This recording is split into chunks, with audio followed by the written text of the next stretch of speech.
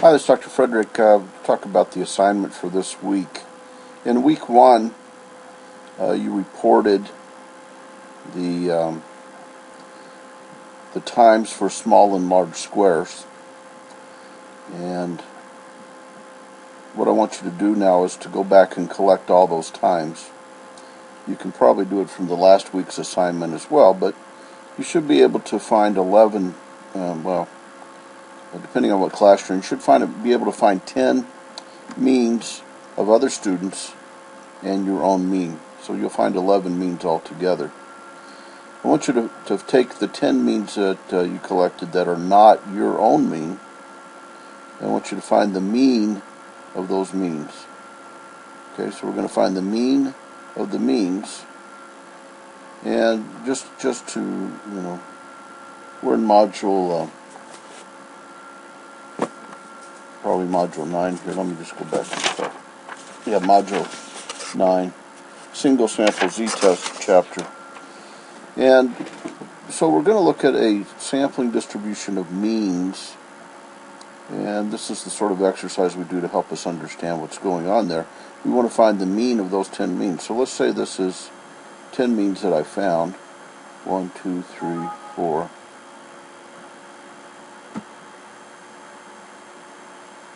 5, 6, 7, 8, 9, 10. Alright, so let's find the mean over here. We'll say equal average A2 to A11. And so we get a mean of 623.8.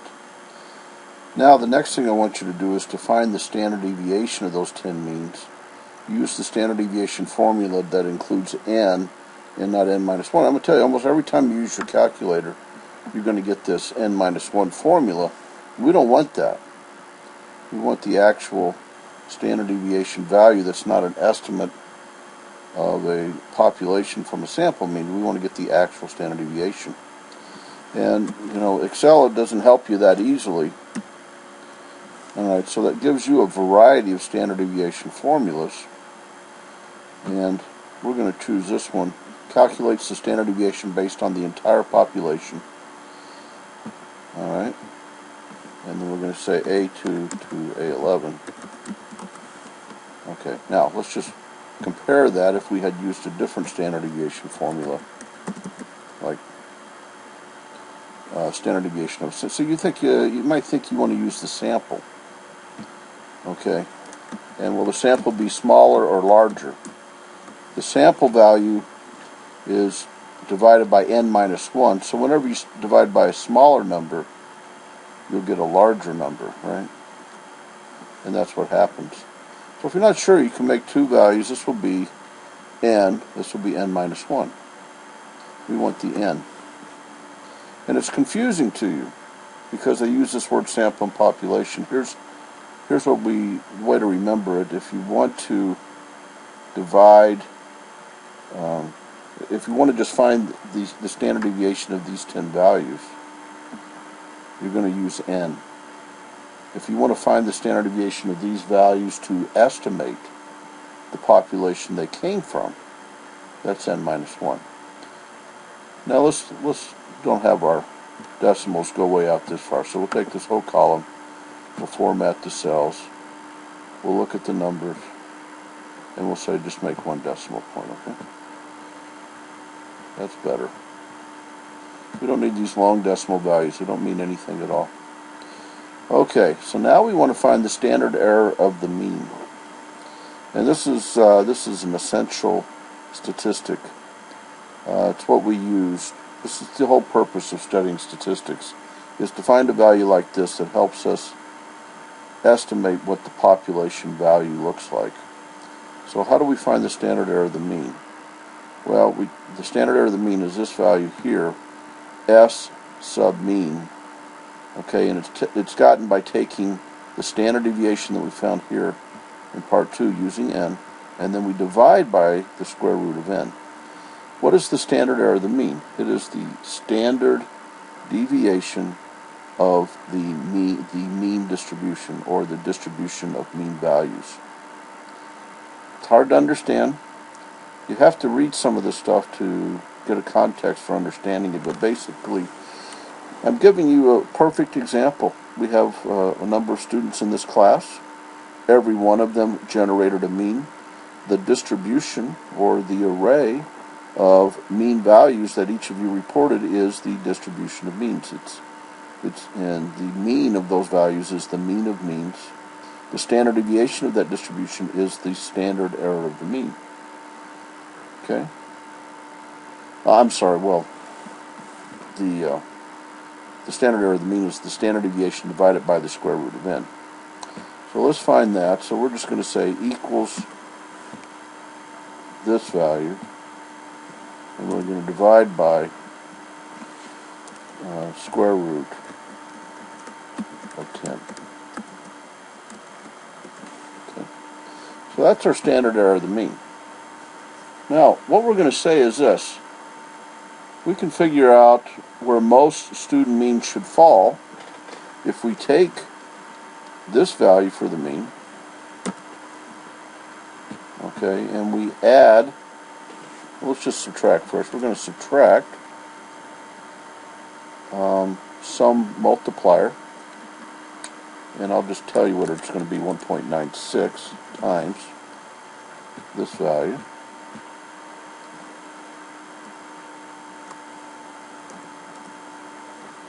We'll start there.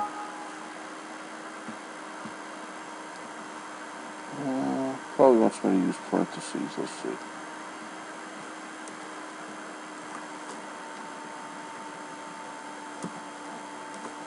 Okay. Now I'm just going to do the next one, and then I'm going to talk you through it. All right. This next one is equal to the mean plus 1.96. No.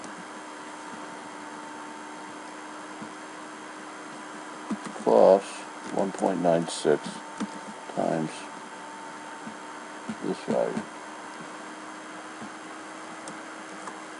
Okay.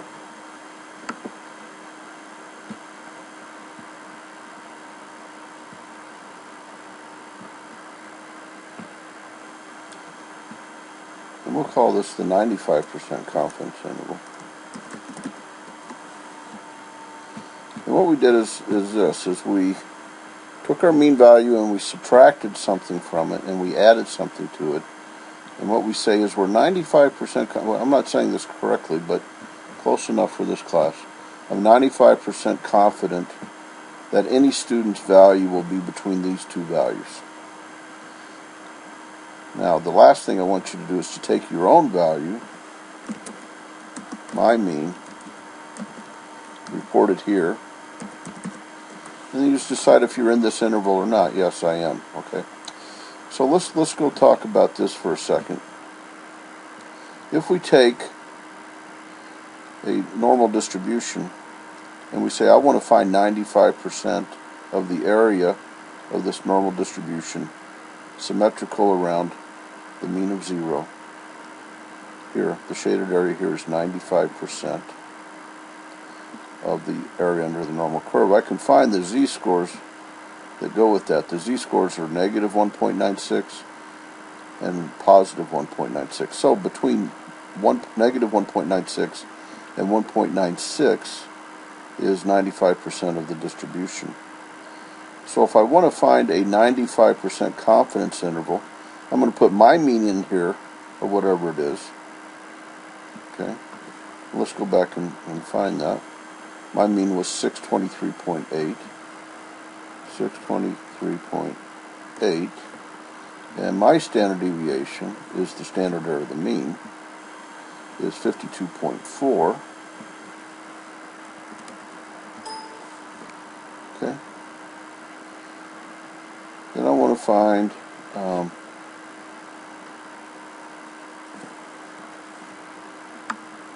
95% of the, well, I should be using this other one down here. Let's do it like this. My mean was